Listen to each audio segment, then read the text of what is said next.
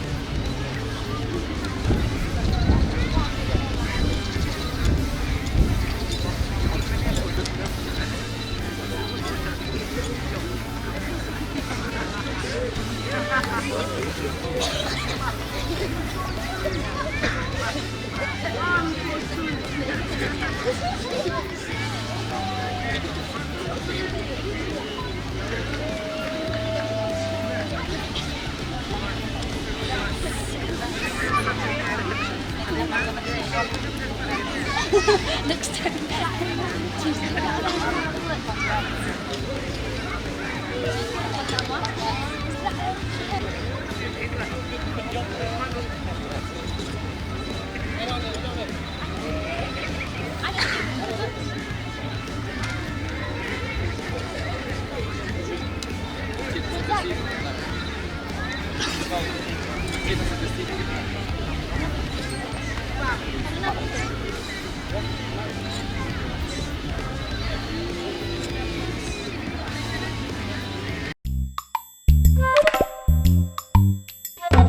Habatin, pej bahagi kishap, kashap plus F.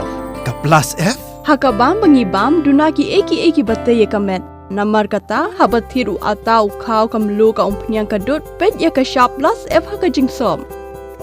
Yaki nutrient kumki vitamin bat ka iron la icon diat bat akabathau bha.